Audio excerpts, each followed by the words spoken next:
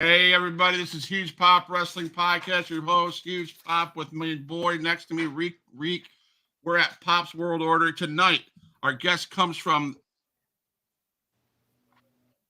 Oh, hold up. Our guest coming on the show is from the Bronx, New York, who resides in Tampa. He wrestles for several independent promotions. The one I know him from is TCW, Thunder Championship Wrestling. He wrestles in the FIP promotion as well as WWN Live, WWN Proving Ground. He is part of the faction, The Set, with a friend of ours from the show, Francisco. I won't butcher his last name, called The Set. Please give a huge pop welcome to Rich Port Ayala. How you doing tonight? Yeah, doing good, man. Thank you, man. I appreciate you. Absolutely. You said my last name right too. You got it. I got it. That means I should be able to do something, right? I should. I have all the right. I have rights. Yeah. All right. Well, thank you for coming to the show. Man. I appreciate it, man. Man, I stumbled on that. I was like, I got to get this right. I have this guy. I know his buddy Francisco. If he tells Francisco I got his name wrong, then when I get to Orlando, you guys might come to the condo and I might have some issues. So I had to get that right. No, but you got it. You got it. We won't have any problems. All right. Yeah. Make sure you tell Tokyo Kohagas that too. Okay. Because that's a scary man as well. So. But no, I'm so excited, man, to get an opportunity to interview another. Rico and I, we love the TCW. We love the experiences that we've had with you guys, and I'm so happy that you took the time out of your day to come and share your stories with us, and I appreciate you. So thank you very much. Yes, definitely. So, man, I know we start this podcast always like this. So, as a kid growing up, I used to watch. Saturday Night's Main Event. That aged me a little bit. Hogan and Andre the Giant and Bundy. Tell us about how you started watching wrestling as a fan.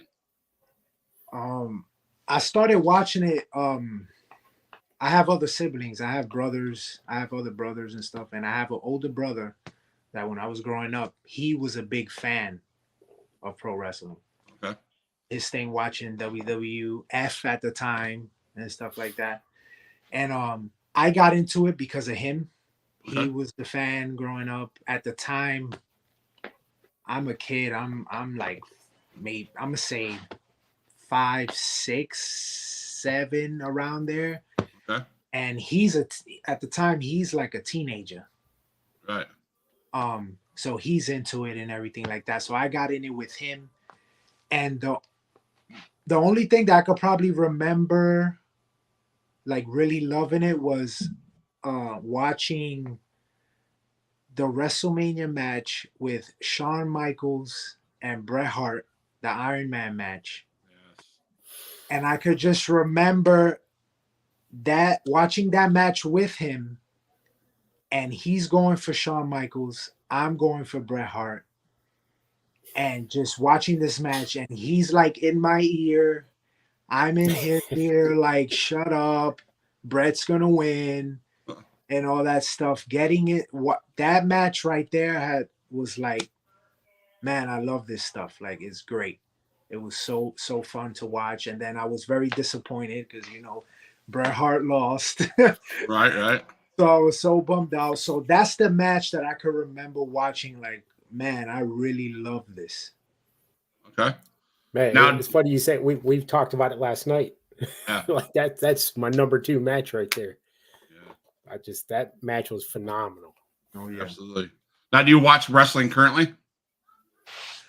I don't watch it consistently. Like I'm not watching it every week. But I for sure I catch the pay-per-views. Okay. Yeah. So like currently Survivor Series just happened. Right. So yeah. I definitely caught that. Yeah. I really don't watch it consistently though. And that's a constant theme of when I'm interviewing wrestlers at the independents. I would expect them to be watchers of wrestling, and a lot of you guys say the same. Yeah. My thing is, this is how I look in, and there's no offense to any of the wrestlers or anything. I'm not saying that they're terrible or anything like that. It's nothing about stuff like that. The thing was, I see it also as like I'm trying to be original. I'm trying to stand out all the time, like anything that I do. So I just don't want to watch something and it influences me. Okay. And Fair. it's and to the point where like an idea comes and I'm like, oh, I want to do that. And I'm like, nah, like I'm thinking, no, I don't, I want to be original. That when people see Rich and anything that I do, I want them to say, yo, I never seen that before. Yeah, that's a So, so great concept. that's the reason why I don't watch it as often. Okay. But I definitely do catch the big shows. I catch the pay-per-views for sure. I'm watching. Yeah. Awesome. Rico. So you were talking about how your brother got you into the wrestling or got you watching it. Mm-hmm. So did he kind of help you in your way, keep that competitiveness drive in you as you were growing up? He didn't because like I said, when I can remember that I was getting into wrestling, he was like a teenager. So it was more of like teenager, I'm saying, like in regards to like maybe high school time or whatever. Okay. And my brother left the house really early. So I was alone. Like after my brother left, I was like, I got 5, I don't know, 6 or 7 around there. I don't know the exact age, but around there he left. So after he left, I sort of grew up, you could say, an only child, because he already left. So he once he was gone, that was it. Like he wanted to be an adult, so he wasn't there. So it was just me being a fan. Like once he installed that in me, from that time I was already stuck, and I'm like, nah, I'm gonna continue to watch wrestling every week. Yeah, absolutely. Yeah, that's kind of my oldest brother definitely got me watching it. We were talking about, I think the first match I could really remember, Saturday main events, but first pay-per-view was Hogan body slamming Andre. Like that stuck with me right there, man. Yeah, that was so good. I used to watch Saturday Night's Main Event. I told the story last night. My brother was 12 years younger than me, so I think he had to been 6, so I've been 18. You know, I lived with my parents, and Saturday Night's Main Event comes on, and Sid Vicious is there, and he does the power bomb. And while I picked up my brother and I gave the power bomb, well, his feet kicked up, hit the lampshade, crashed to the ground. This is at 11:30 at night, right? My dad was hot. He was mad as hell. He goes up there and he goes, you know, so, but no, those are just stories. I love hearing stories, and I love how brothers get each other involved and stuff like that. So it's pretty cool. So, at what point in time, well, back up, before you decided to be a wrestler, was there college? Did you play sports? What was that like? Nah, I didn't play sports growing up. Okay. My mom was a pretty strict woman with me. So I was literally, it was just go to school and come home. Okay. Go to school and come home. She was also working a lot of the time, so it was just I had to be home. Like I couldn't be outside, and I couldn't hang outside with my friends and none of that. She was so strict. It was just you go to school and you come home. So I wasn't able to do any type of sports. When I first got into a sport was 15 years old. I finally was able to do sports, but it was not because she let me. I snuck around. I lied.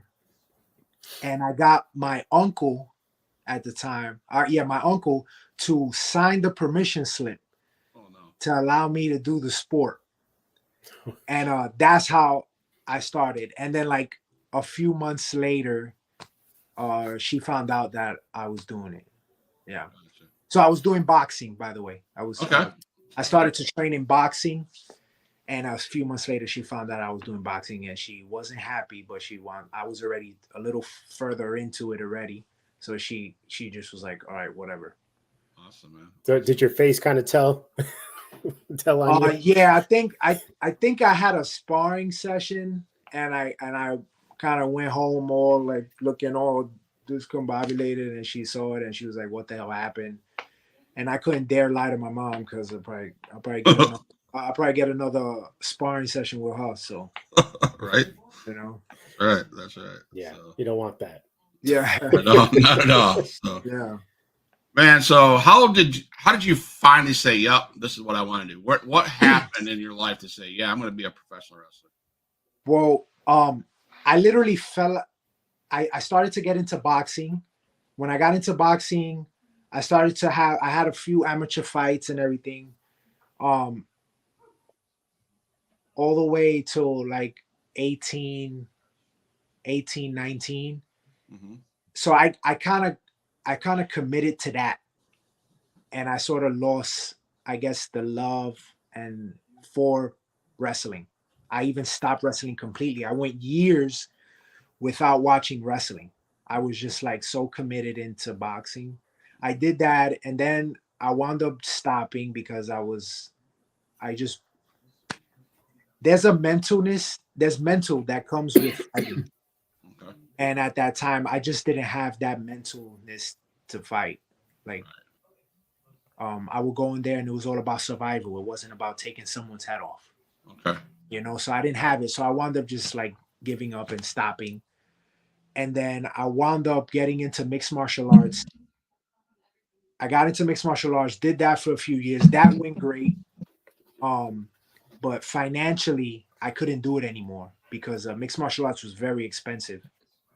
And I was literally doing like spending all my money, all the way like in college. Like, for example, I was using like my college money, like from the student loans and stuff Okay. like that. I was using that to Oh pay no.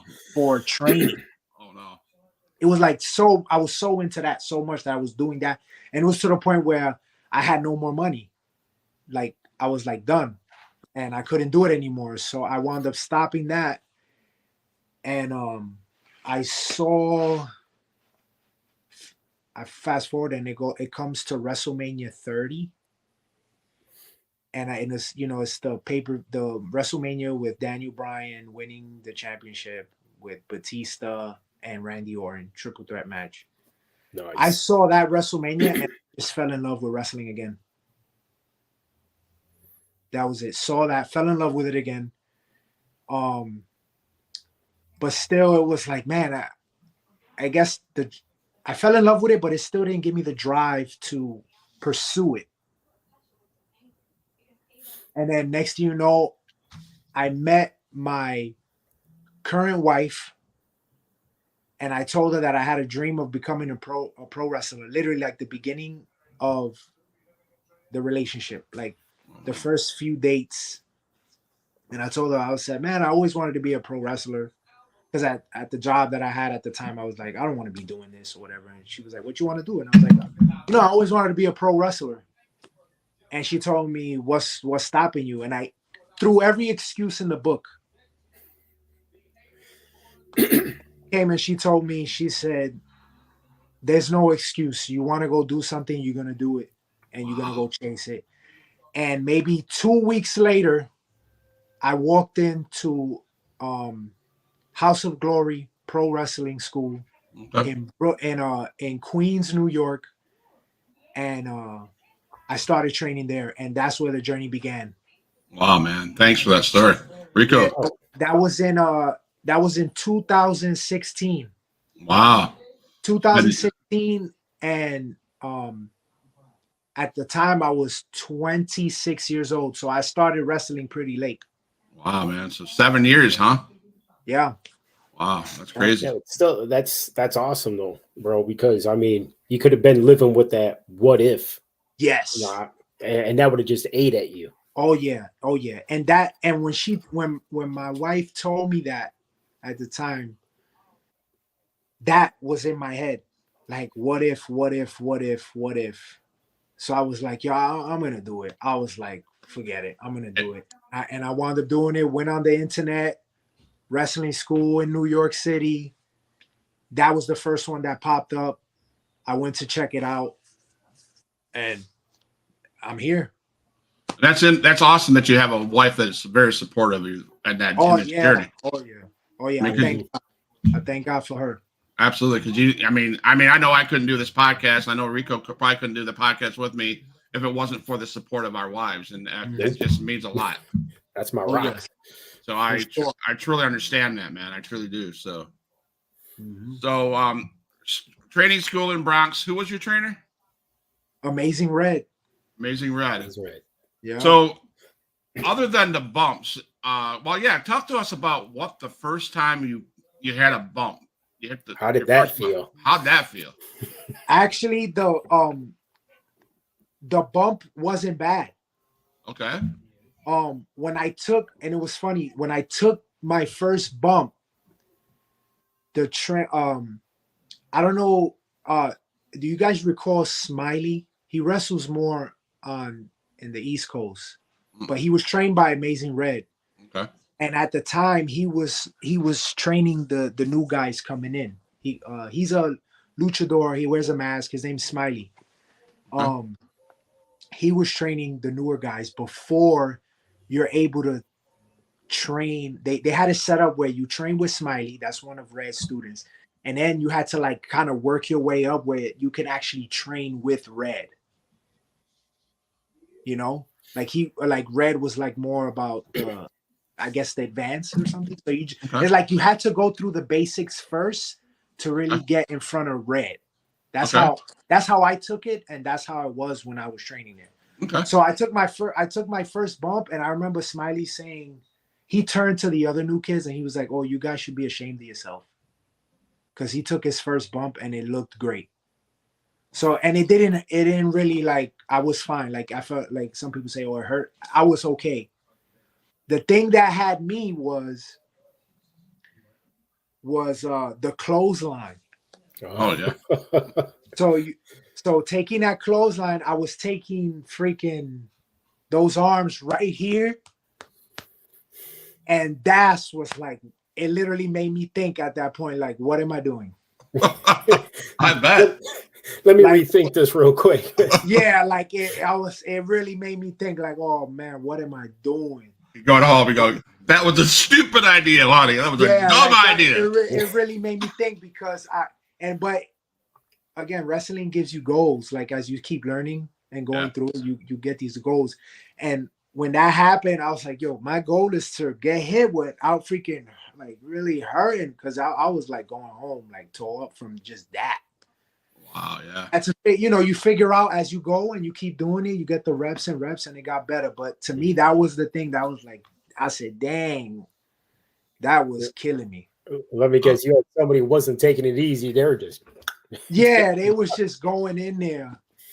And it was also me too. They said it was me, what I was doing, and how I was taking it. It was that too, But that was the thing that had me second guessing me. I said, "Dang, this thing hurts, man."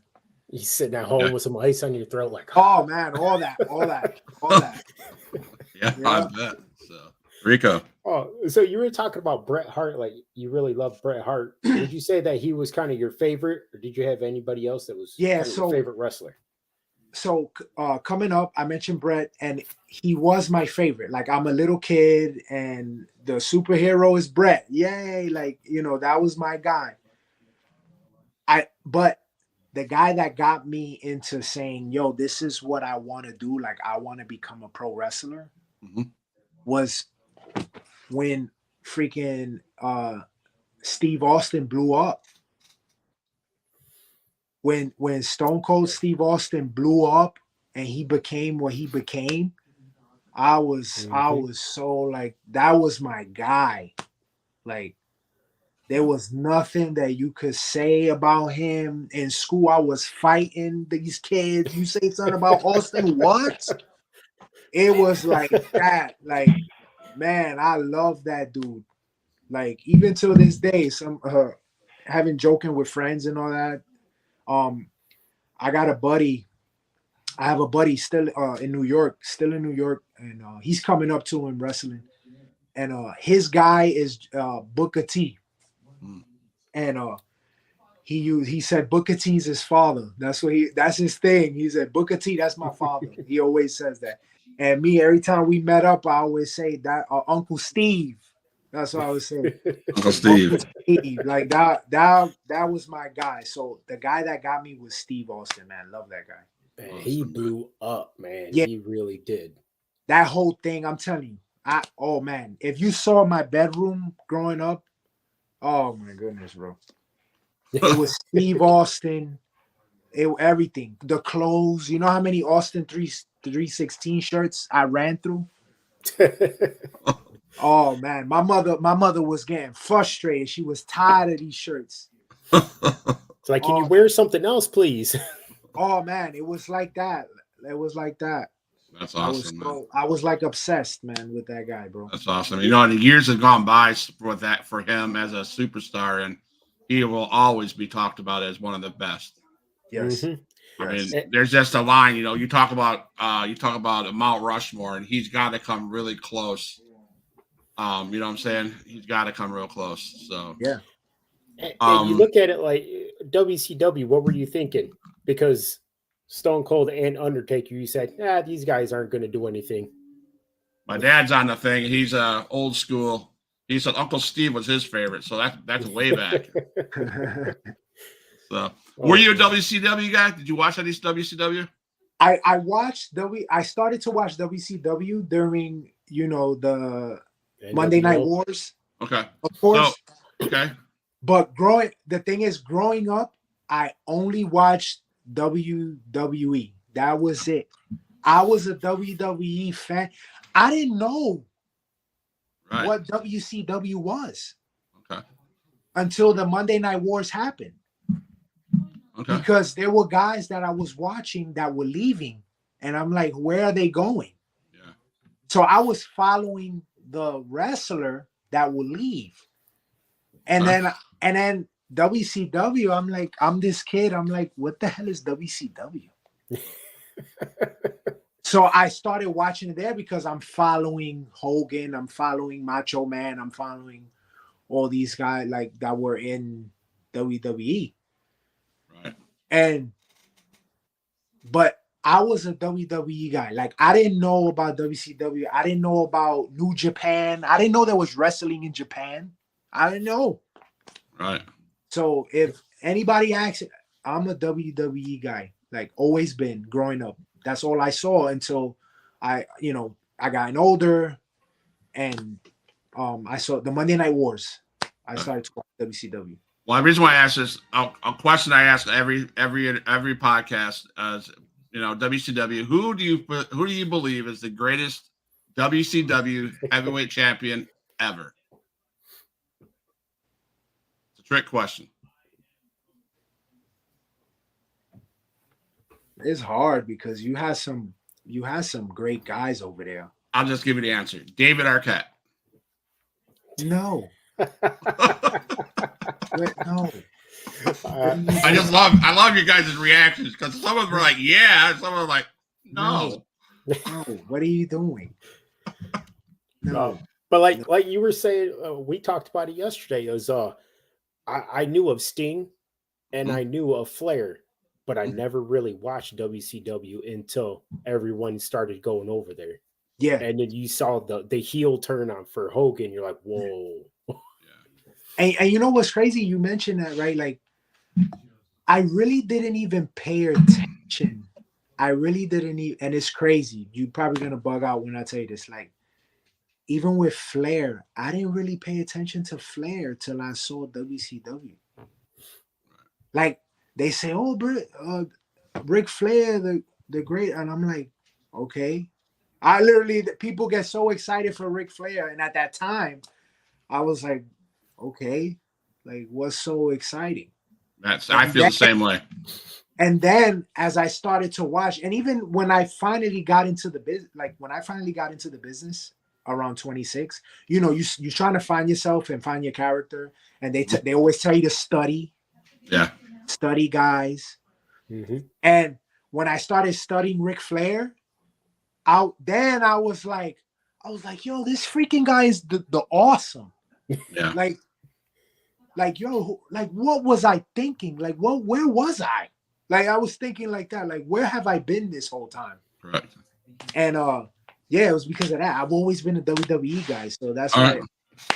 you know. Fair. Yeah. You kind of stuck in Hogan land. That's what a Yeah. lot of people were. Because at Yeah. that time, you were just hooked on Hogan. Yeah. Yeah. Rico.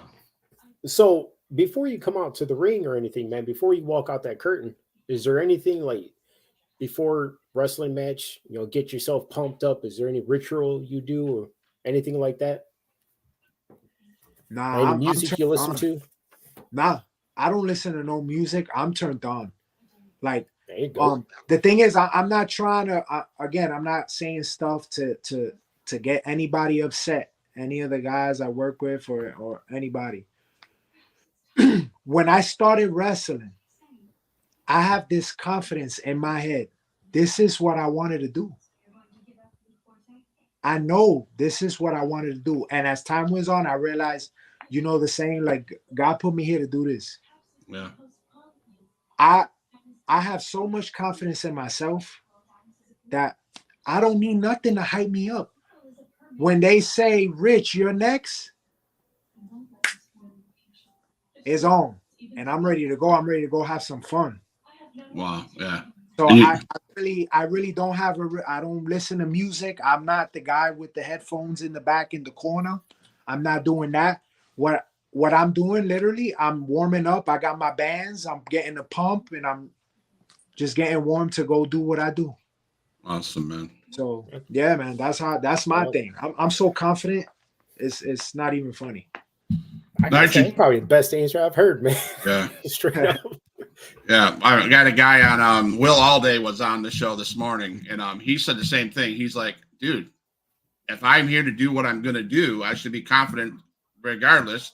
I have so much confidence in myself that, hey, I'm going to go. When it's go time, it's go time. Because you can't afford to not be in that stage because there's other guys trying, but if I'm going. Yeah. Just like you said. So in training school, I know there's bumps, but is this where you learn how to do promos and the psychology of the sport? Is that where you learned all that? Yeah, I learned all that from Amazing Red. Amazing Red told me the promos. When it came to the promos, I sort of developed on my own. Okay. Of course, I got pointers. Of course, I have promos that I messed up, that weren't great, that they. Right. Yeah. And I got pointers from people, of course. Okay. But when it came to promos, I was like so 100% in it that I studied hours and hours and hours of promos from guys that I just love their promos, and I just want to, I guess you could say, like, emulate it. Right. And I watched hours and hours of Ric Flair. Mm-hmm. I watched hours and hours of Roddy Piper. Yes. Those two guys right there is the reason I can go out there and cut a promo like it's nobody's business. Now, you talked about pointers, getting pointers from people when you're doing your promos. So, how important is it for wrestlers like you and others that come through the business to pay attention to, like, Amazing Red, those guys in back that have done this for years, what they're saying? How important is it for you guys to shut your mouths and just pay attention to what they're saying? It's very important. When I was training with Red, I guess, we in different times, and a lot of people say, "Oh, this generation, this and this generation," that type of stuff. Mm-hmm. I did come up in a generation, well, when I was training, that it was a little frustrating because I came in with that confidence, like, this is what I want to do. And I took the training very seriously. I didn't come to play. I didn't come to make any friends or anything. If it became cool, that was cool. But my main focus was to get better and better. And I just wanted to shut up. And anything that Red said, I wanted to do it. And I didn't even hang out with anybody after training or nothing. Like, they couldn't find me, like, after I was gone off the training center. But it is very important. It becomes easier. Like, if you just shut up You just shut up and you listen. Listen, it's a guy that's willing to help you, that he's willing to make sure that you get better. If you don't listen, it's kind of stupid on that person's part that decides not to want to listen. Like, and at the same time, I look at it as like, I'll put my, and for example, me with Red. If I decided not to listen to Red, whose problem is it? It's gonna be my problem. It ain't gonna be Red. Red is already established. Red already know who he is. I'm the one trying to come out. So it'd be stupid on my end. So I think it's very important, but that's kind of missed today, I say, with the training. It's kind of missed. Because I'm still, you know, when I was coming up, there was guys where like, for example, let's say training is 2 hours, 3 hours, right? This was me. I'm not talking for anybody else, but me. I didn't touch my cell phone that whole time in training. I could be training with Red for 2-3 hours. I never even looked at my cell phone. Never even went to the bag to check if someone texts me or not. I didn't care about it at that moment because I was doing something that I want to do. I was coming up where a guy do a drill and he goes to his phone and starts texting back whoever he's texting. That used to bother me so much. 100%. And yeah, like it bothers me so much. And guys playing around and all. Like while you're waiting to do your next drill, there's guys like playing around, cracking jokes and all that. And that, it just used to bother me coming up. But I got it done. I tried to blocked it out. But still, you still got some of that today, like in locker rooms. Not everybody, but you still got it in certain locker rooms. But I pay no mind because again, I have this confidence in me. I know where I'm at. I know what I'm doing. Yeah. And I'm here to do what I do. So I kind of block it away. But awesome, man. Yeah. And it's not just in the wrestling world, man. It's in my line of work too. I get new guys. I'll sit there and train them, and I turn around. I'm explaining something to them. I turn around. They're sitting there looking down at the phone. Like, look, this is my job. I provide to put food and roof over my family's head. Mm-hmm. So I'm not going to let you mess stuff up for me, man. You want to sit on your phone? You can go. Yeah. I don't sit there be mean to them, but I just keep it real with them. Let them know this is business, man. Yeah. Mm-hmm. I work outside. There's some dangerous situations. You shouldn't be sitting there playing on your phone. Absolutely. Yeah. Yep. Rico. So because you've been doing this about 7 years now, right? Mm-hmm. So do you have like so far your favorite wrestling moment that you've had in the ring or wrestled with somebody that you really wanted to?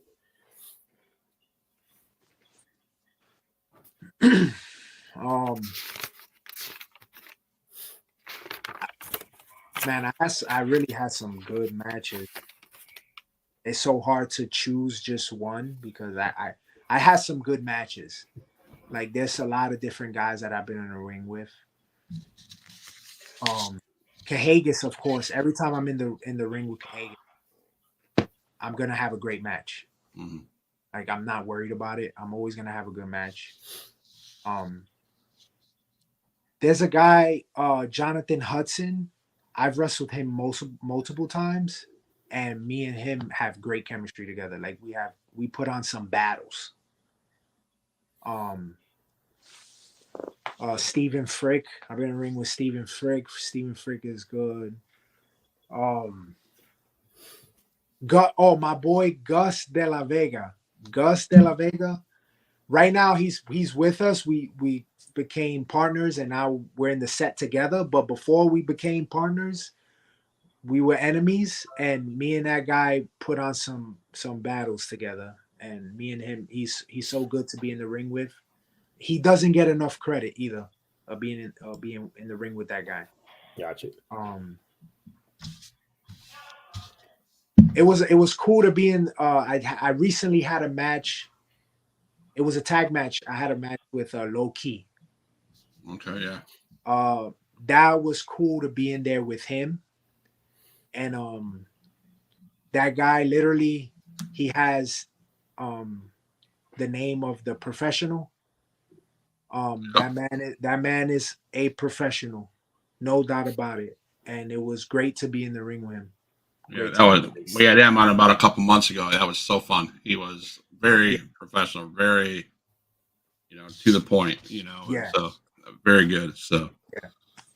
um, so we talk about Rico asked what your pre-match rituals were. So I'm gonna go a little so the next level. So you're in the gorilla position. You're out ready to go out there. Do you get as excited to go out through those curtains today as you did the first time you went through those? Oh, today is so much more exciting Okay.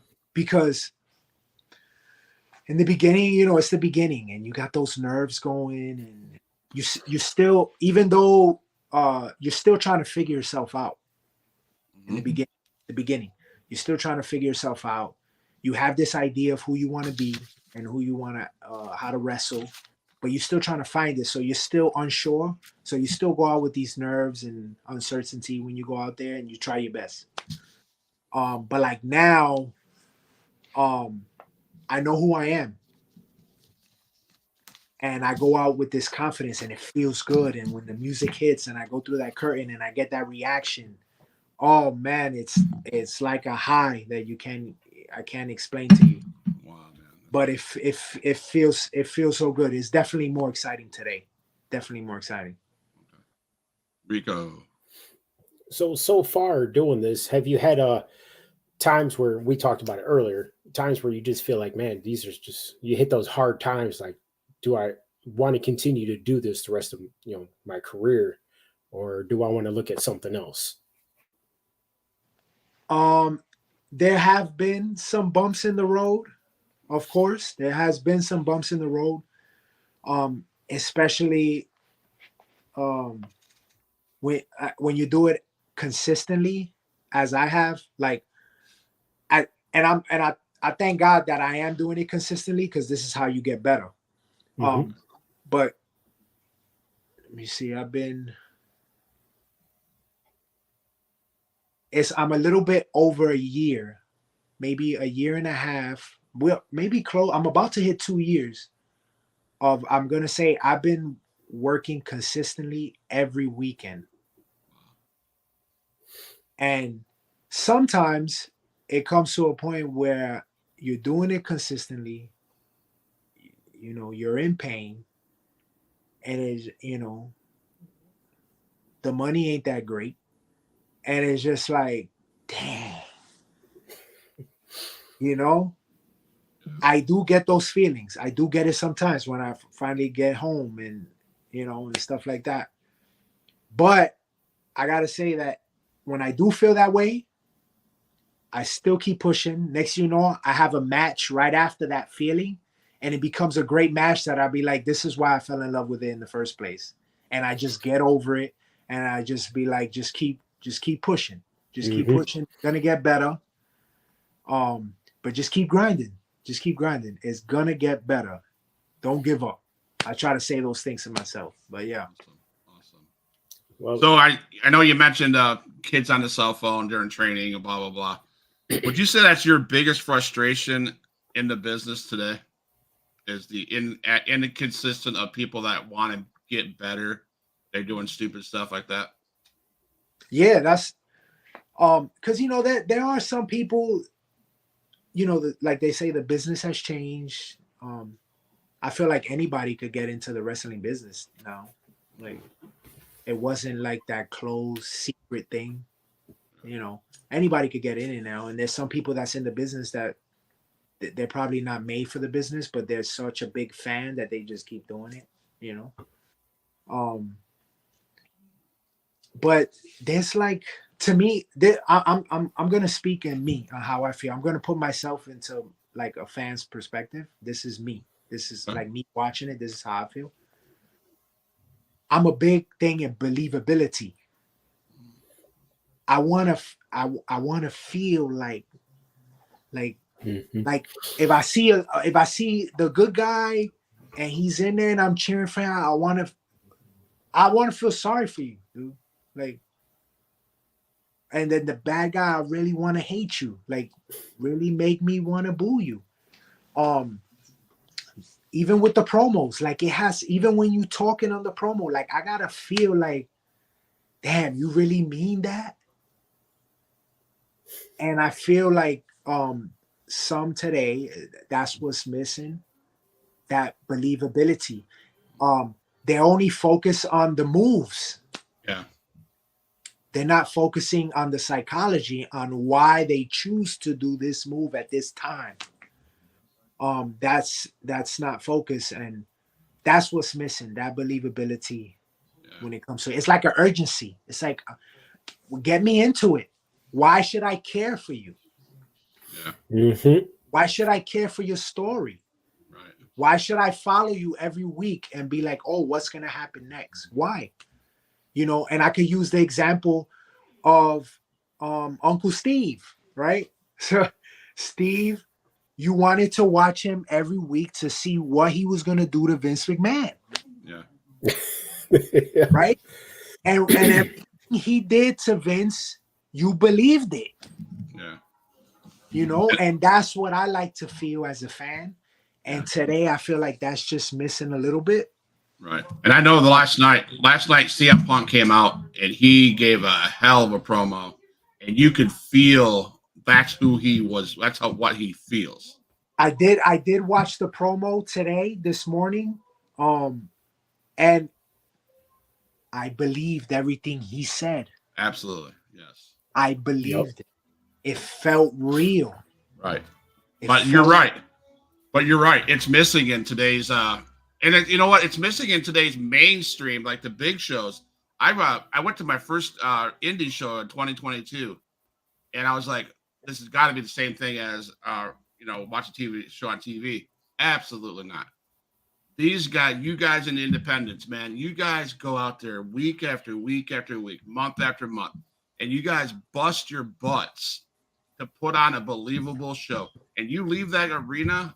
When I left the arena, every time I've been to XIW in Panama City, you leave that arena going, holy shit. That was real. Mhm. You know, I got a chair behind me that I was like, there's no way they hit them with a chair like that. But I got evidence back there. That was a flat ass chair sitting right next to me. Yeah, that chair's real. That chair's real. Yes. So being real is absolutely, for a fan. Rico would agree. As fans, we want to believe it, because if you're gonna not believe it, why watch it? Yeah, just gonna be watching like this. Yeah, that's the thing. I'm telling you, I could be cringing sometimes, man, watching it, and that's what's missing. It's just that believability. Yeah. And it goes again for what I said earlier. There's some guys that's out there doing it that don't really need to be doing it. Yeah. You know. That rolls into what I was going to ask, almost about the like, how important is it for these newer cats to kind of have a personality? You gotta have. Oh, it's very important. That's the personality is what's going to get you over. Mm-hmm. It's not the moves. I said it earlier. The moves don't matter.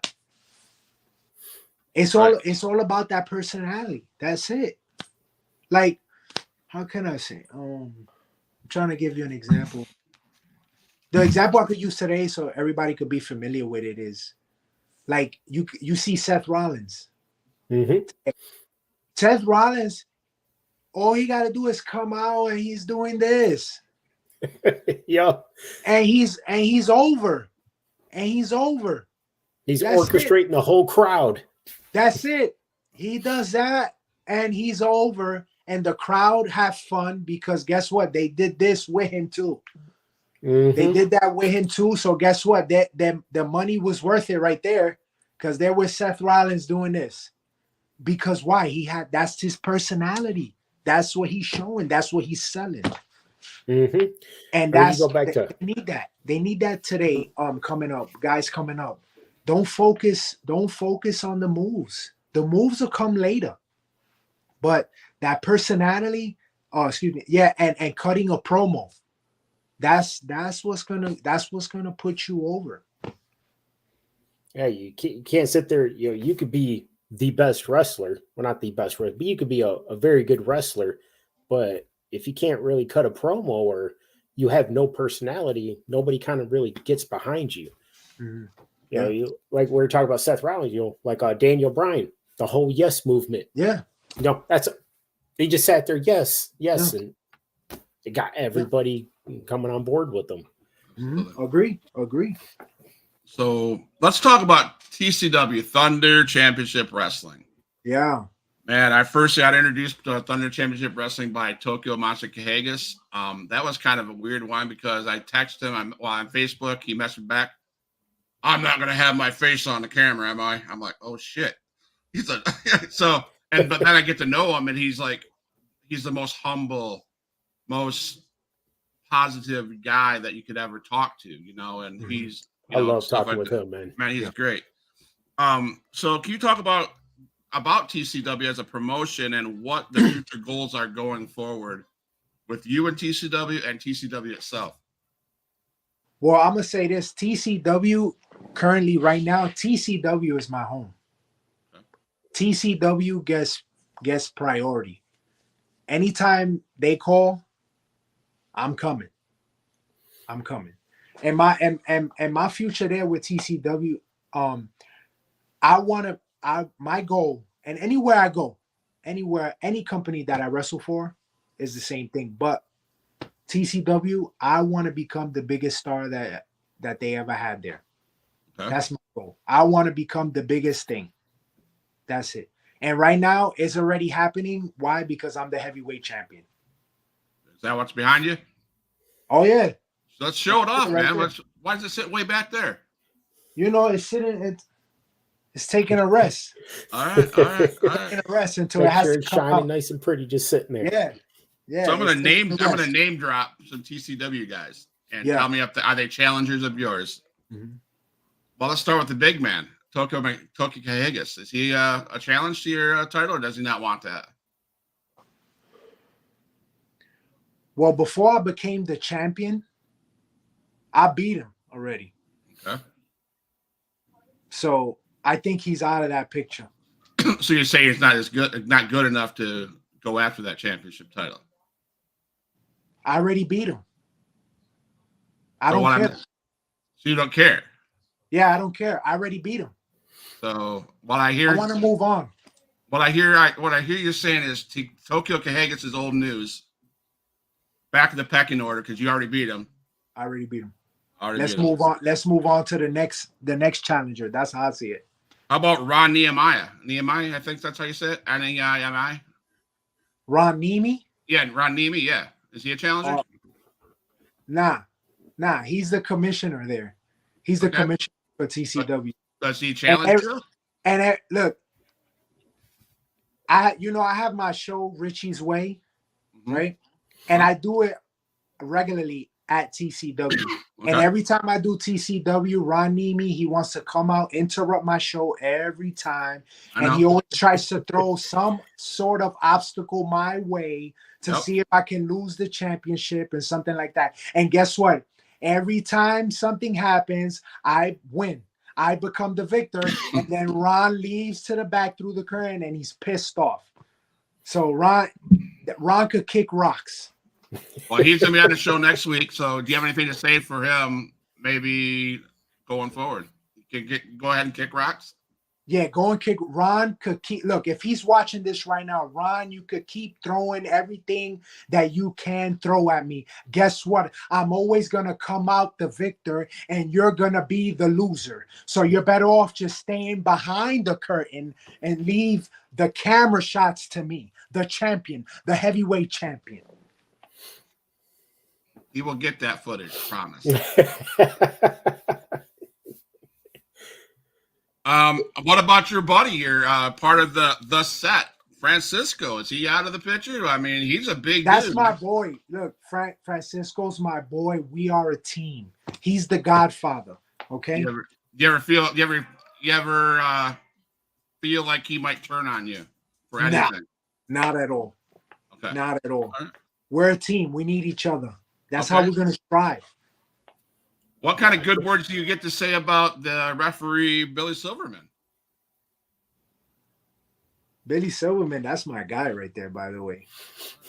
Yeah, Billy Silverman, that's my guy. He's a good dude, humbled guy. It's always good to talk to him.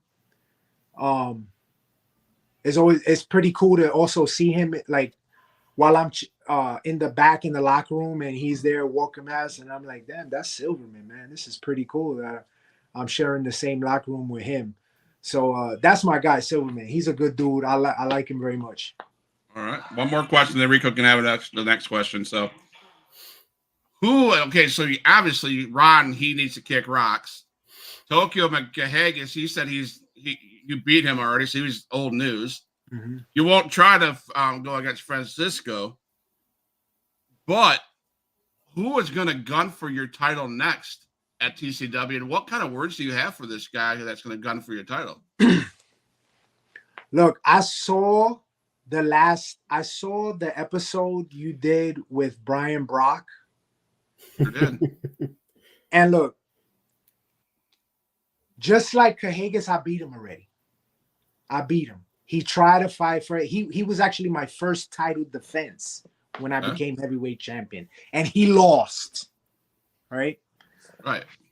And I heard him saying, you asked him, oh, what do you think about Rich? And he was like, oh, I don't like that guy or whatever. But he did say that. Yep, he said that. He's looking to he's going after my championship. Look, I'm gonna tell you this. When he answered you, he didn't even answer you with confidence. He was stuttering and everything. He didn't even know what to say.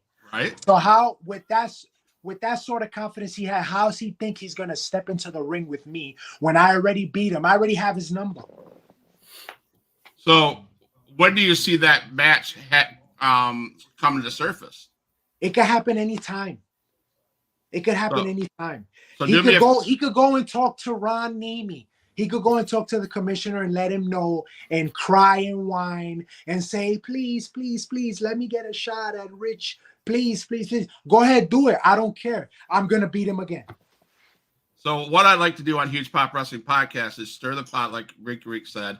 And I'd like to set up maybe a future match. So I think that you guys need to go to Ron Nemi yourself, or maybe I can suggest to Ron Nemi that on this weekend when I have it on an interview that he needs to set up Rich versus Brock. And then when that's all set up, we need to come back on the Huge Pop Wrestling Podcast to do a real fight feel between you and Brock. And let's hear that so you guys can air it out. What do you think about that? Or because I'm the heavyweight champion, I don't need to go to Ron Nemi. They gotta come to me.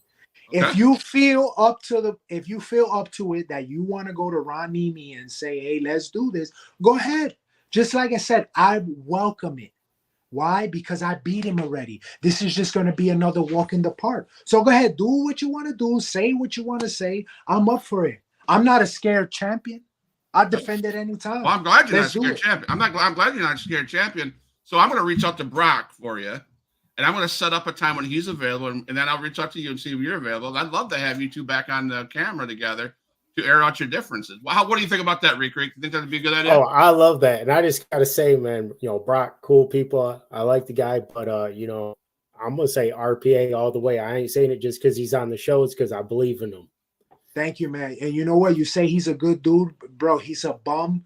He's nasty, chewing tobacco, hillbilly. Nasty individual. Nasty. Now, for the record, I did not say that he could beat you. I'm just asking what you thought of what your next challenger would be. And I wanted to put it together and hey, I want to see this happen. I want to see it face to face. I'd like for him to be able to air it out. I'd like for you to air it out. And I want that footage so we can talk about it. You think of a match with me and Brock for the title, you think that's money? I think so. All right, so whatever. Because your money, right? Your money, right? Oh yeah, I'm the heavyweight champion. That's why I'm. All right, so then why you question yourself if no, that match would I'm be not money? Questioning. But you just asked me. But you just asked me if that match would be money. Obviously, it would be money because you're in it, right? Okay, so this is what's gonna happen. You're gonna go to Ron, right? You're gonna go to Ron, right? Just like you said. Absolutely. It's gonna be a big money fight. Okay, absolutely. Tell them it's gonna be a big money fight. 100%. Big money fight. Watch this. Big money fight. Make sure you write it in caps. Ron, all caps.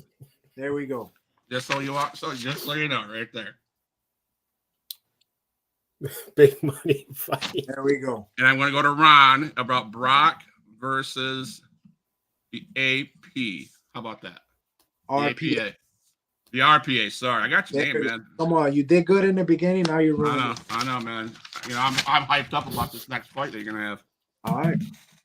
I'm on to different things. The FIP, He's getting man. amped up over there. Can you talk about the FIP? Oh yeah. There's actually I have a match coming up. I'm teaming with my boy Gus De La Vega, and we're actually gonna see if I can add more gold to my collection, because myself and Gus De La Vega, we're actually going for the FIP tag team titles. Now, is that guy, is he part of the set too or no? Yeah, he's part of the set. So we're gonna go. When is that supposed to be happening? Huh? When is that supposed to be happening? That is going to be on December 10th. It's going to be at December 10th at the OCC in Clearwater. All right. Mm-hmm. Awesome, man. So how would somebody over here in East Tennessee watch that? They actually have their own streaming platform. It's called the World Wrestling Network, and you could get a membership and you'll be able to watch it live stream. Okay. Awesome, man. Definitely check that out right there. Oh yeah. Yes, sir. Rico, you got anything for me? Yeah, I was going to ask you, man. So, have you ever had like any real life beef with somebody backstage? You try to keep it professional, but it almost turns physical. No. Good. Luckily, no. I never had a problem with anybody. It's always been professional. Anytime. That's awesome. Every time I've been in any type of locker room, it has always been professional.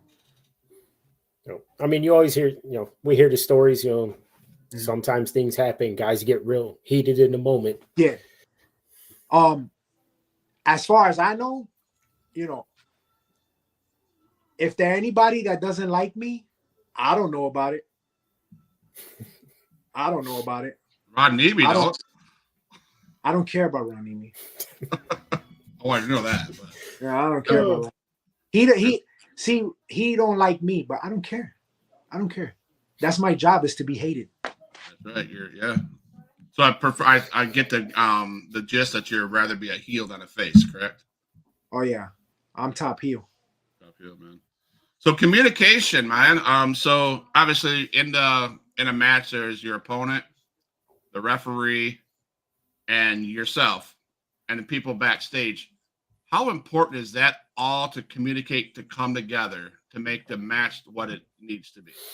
Oh yeah, it's very important. That's like key. That's the only way that the story is going to be told. Yeah. So I'm always in the back. I'm always making sure, like even with the booker, I talk to the booker a lot while I'm in the back, because I want to make sure that his vision is what's presented in front of everybody. So I'm big on that. I'm communicating all the time with the booker. Now, matches like you got, like next week, you got that tag match. Are you in communication with your opponents right now to, so you get a feel for what they are? No, it's just when you get there, that's it. No, that's it. Yeah. Most of the time, I don't know, I know everybody has their style of wrestling on how they do things, but me, I literally meet the guys that day, a few hours before, and we talk to the booker. We found out what's the key points that they want to make sure the story goes on. Right. And that's all we really speak about. The rest of it is done out there. We'll talk out there in front of the crowd. Okay. That's awesome. Yeah. That's it. I'm not gonna be there. Let's talk about every single thing. Okay, we're gonna do this. We're gonna lock up. We're gonna do that. And then, not happening. All right, Rico. handle business out there in the ring. Yeah, because me, I I I feel off the crowd's response. Right. So why am I gonna think of something, a move or something, where it might not be in the right spot at that moment for the crowd when they react? Is I go over the reaction. Absolutely. Awesome. Rico? So yeah. So the Rich that we see coming out to the ring, is that the Rich we see in real life? Is that the same person? It's the same person, but when I go through the curtain, I'm turned up. Gotcha. So you just kind of electrified, turned up a little bit. Oh yeah, I'm turned up. Poor Ron. It's my wife, she tells me all the time. She says, you know, you're naturally an asshole. And she I'm said, laughing. I'm not laughing. Really, I'm not agreeing with that. So. yeah, she said you're naturally an asshole, but when you go out there, you're an even bigger asshole. So, well, you're doing your job then, right? oh yeah, but that's the goal. That's the goal. Absolutely. That's the goal. I love it. I love it. Yeah. Well, Especially like you mentioned earlier, you want, especially as a heel, you want them to boo you. Oh yeah. You don't want to go out there and then, you know, nobody boo you. You want to do your job, make them. Oh yeah. And I love it, especially when I got a mic in my hand. Yeah. Man, that right there. When I got a mic, that's another level right there. Absolutely. You know, one of the best in the business today is MJF. I hate the guy, but he's good. He's good. Really good, and he lives the same life that he is on TV. It seems like, and that's he's awesome. Good. So, one of my favorite questions, and honestly, this was Tokyo Masakahiga's question that he brought to light. Brotherhood in the business and paying your dues. What does that mean to you? And I'd love to hear what that means to you. That whole thing, the whole brotherhood. I realize, like, in the business, you're not gonna have many friends. You're not gonna have many friends. So when it says that term brotherhood, you're gonna have just those select few that you're gonna say those are your friends in the business. And it's cool, man. Like, I love that thing. Like, I already have those few friends already. And especially, and I'll tell you this, Cahagas is one of them. I have Cahagas and I have Francisco Chiazzo. I got it for you. Ron Chiazzo. Ron Nemi? No. Oh. No. He keeps going with Ron. No. I'm just asking. No. Right now, I gotta say, I'm telling you, Chiazzo, De La Vega, John Strange. Okay. John Strange, another one. Though I gotta say, right now in this business, those are my brothers. Those are my brothers. And there's a one of my friends up in New York. He's still in New York. He's coming up, up and coming. And he goes by Adam Ace. That is my brother. Okay.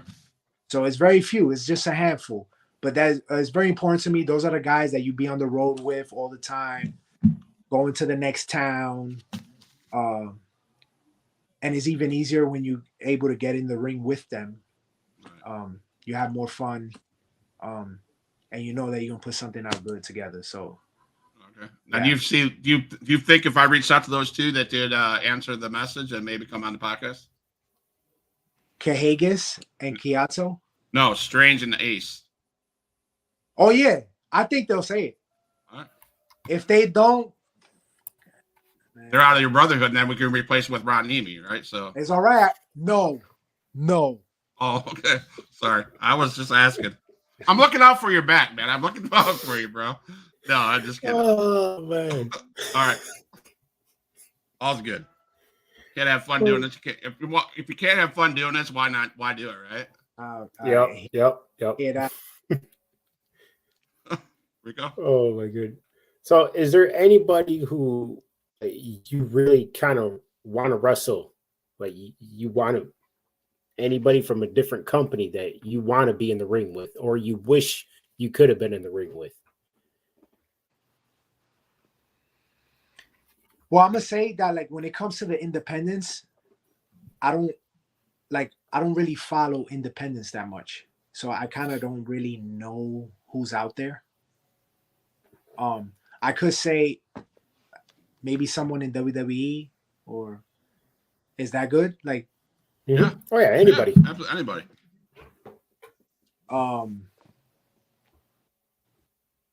I definitely want to have a big storyline with Cody, Cody Rhodes. Yeah. with Cody Rhodes. And the reason I say that is because when I was coming up, the same year I started, I've only been in the business for about a year. And this is 2016. So mind you, I don't know if you remember this timetable, but this is when Cody left WWE. Right. Yep. Mm-hmm. And he was on the independents. Okay. He came to House of Glory, right? And he wound up doing like a whole like seminar thing for the guys at the school. And he came in. He had a few guys. He said, "Oh, if you feel like you're ready to have a match, have a match. I want to see it." Guys that are not ready yet, or they still new, you could come over here and I'll work with you a little bit. I was in that line of guys that just got into the business. I wasn't ready to have a match yet. Wow. Guess me in the ring. This dude, literally not having that much experience, he trusted me in that ring. And he had me do freaking moves on him, like slam him down and everything. He called it out there. Mm-hmm. And then when it was his turn, he made everything look like he was murdering me. Murder. And that man took care of me in there, never hurt me. So just because of that experience right there, I want to be able to have like a full experience, storyline, promos, everything with Cody. Just because of that one experience I had with him in 2016. I never forgot that. That'd be awesome. That he trusted me, somebody that didn't know much. He trusted me to throw him around and do all these moves. Like, so that is one guy like that's on my list that I would love to do a whole thing with. Thing. That's awesome. Nice. So he left the impact on you. A good impact. That thing. And he was and Cody, if people that don't know Cody's really cool, man. He's so down to earth. Even after that, he came back to House of Glory multiple times after that. And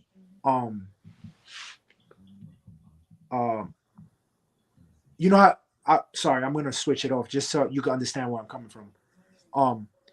So coming up in the business, there's certain, they say you got to pay your dues and right, yeah. Right. Mm-hmm. So of course, putting the ring, all that type of stuff, right?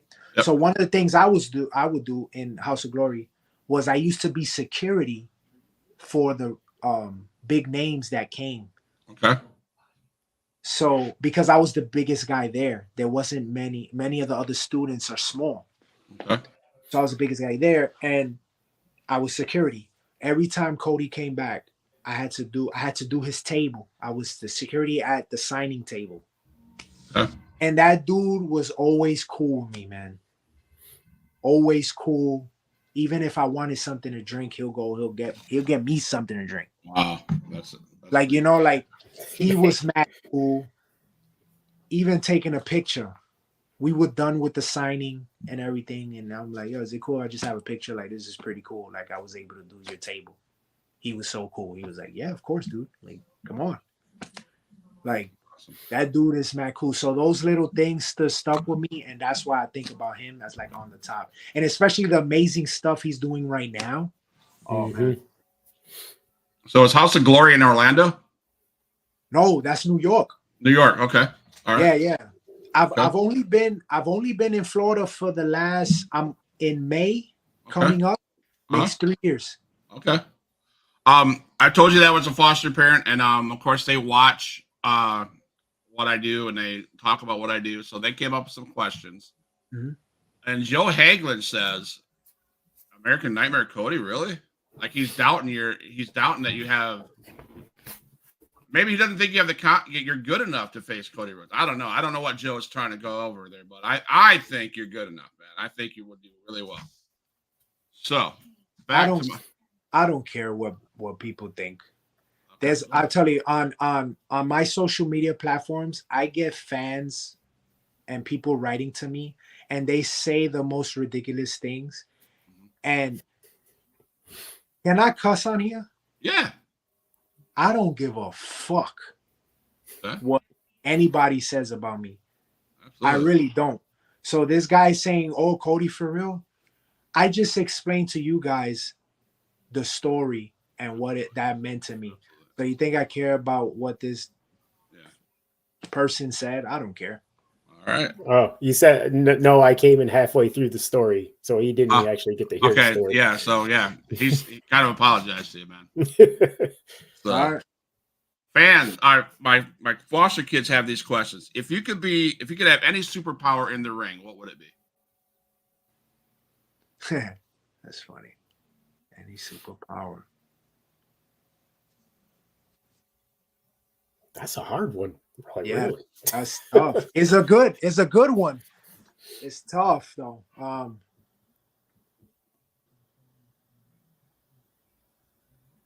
Can I take a bump without it hurting? Yeah. Like that'll be my power, where I could take a bump and Okay. it hurt. All right. Okay. What's the coolest costume or outfit that you've ever worn in the ring? Oh man. I'm pretty simple. I just wear the trunks, the regular trunks and a vest. Okay. And there's one that I have that is gray and red. It has gray, red, and white. I don't wear it very often. But every once in a while. That is my favorite because it literally has like the Statue of Liberty on it. It has this New York City on the sides of it. In the back of the trunks, it has the subway logo from New York, like the subway, the MTA. Yeah. Nice. Yeah, like all that stuff on it. So like that one, that's like my favorite because it's like, to me, it's like real New Yorker. Okay. You know, and it's always a vest. I'm always coming out vest. Why? Because of Uncle Steve. Always came out with vest. Yep. Yeah. If you could design your own championship belt, what would it look like? It will look like, damn, that's hard because I got two favorites. Oh man, but it would definitely be the old school, the Eagle WWF title. Okay. The winged. Yeah. The wing Okay. one. Yeah, that was badass. But also that WCW title, the heavyweight title, is also so nice too. Yeah. Yeah. All right. So if you could challenge any non-wrestling celebrity to a match, who would it be? Non-wrestling celebrity? Yeah.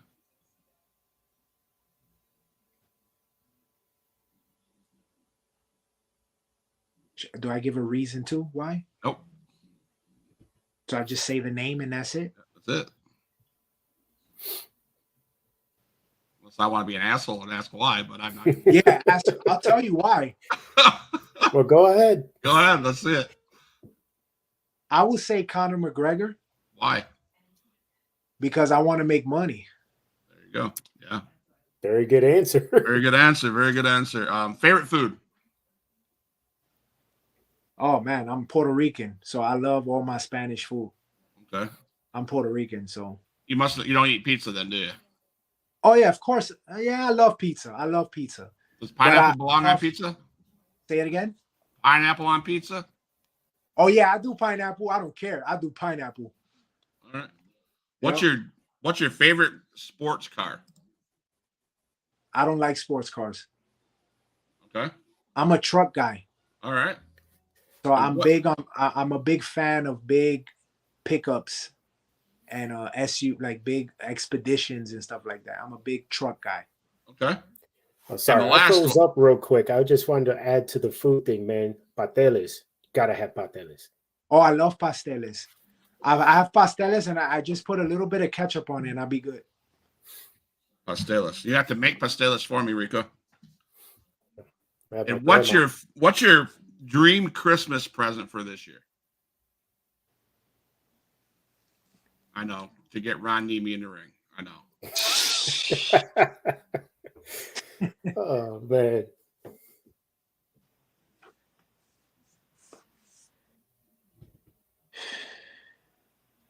There, a lot of people don't know about me, but I'm always, I always like learning something, Okay. and I'm always reading. Okay. Read a lot of books, and there's currently a book about to come out that I want, and it's called Choose Your Enemies Wisely. Right. It's by Patrick. I forgot his last name. Yeah, I forgot his name. I had it written down. Okay. But that book, I want that book. Okay. Rico, you have anything else? No, man. I want to take up any more of your time. I really appreciate you coming on. Very much appreciated, bro. Yeah, I have fun, man. This is great. Like I really enjoyed this interview. Awesome, man. We have one more segment, one more question. It goes along with Joe's question. No disrespect intended. This is my first time seeing you. So this part, where can you see your matches, or how can I look you up? So, is there anything you would tell us, the Huge Pop Wrestling Podcast family or fans, where we can find you, what your next goal is, and where can we watch what you do? So currently, I mentioned earlier that I'm pretty consistent on a weekly basis, and that's under the WWN banner on World Wrestling Network. So you could get a membership and stream, but they also have their weekly streaming they also have it on YouTube.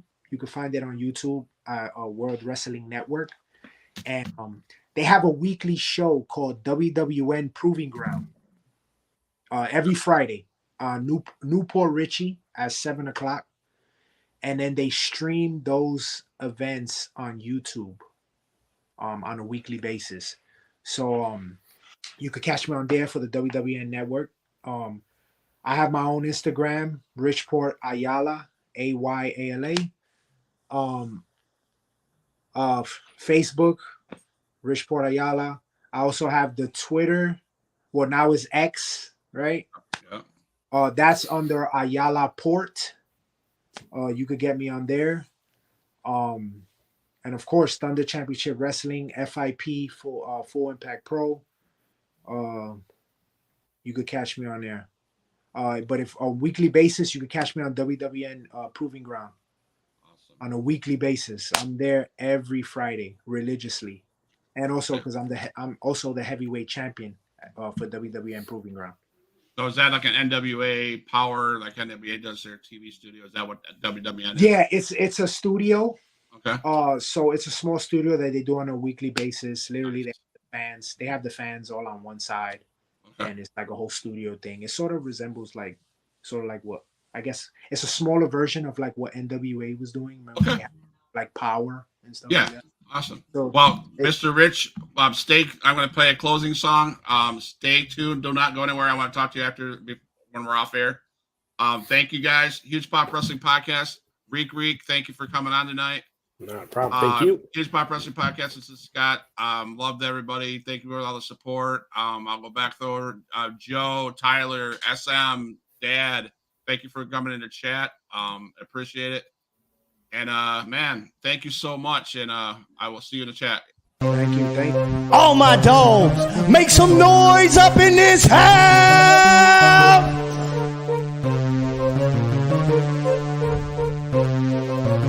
Who is in the house? Who is in the house? It's the gangster of destruction, so you know what's going down. And when the drive-by's coming, then you better hit the grind, cause when your body hits the canvas, then your ass is knocked out. Who is in the house? Who is in the house? It's the gangster of destruction, so you know what's going down. And when the drive-by's coming, then you better hit the grind, cause when your body hits the canvas, then your ass is knocked out. Fight with Adrian Whisper is like a fight with the devil, because when he's dealing with you, you cannot get on this level. Fight with Adrian Whisper, it's like a fight with a king. It's like a fight with an army, they got the tanks and everything. He's leaving bruises and stitches, possibly leaving you crippled, cause when he sets up the table and sends you straight through the middle. 6 sadistic free, beat that ass with a light bulb. Leave a piece of glass embedded in the back of your skull. Who is in the house? Who is in the house? It's the gangster of destruction, so you know what's going down. And when the drive-by's coming, then you better hit the ground, cause when your body hits the canvas, then your ass is knocked out. Who is in the house? Who is in the house? It's the gangster of destruction, so you know what's going down. And when the drive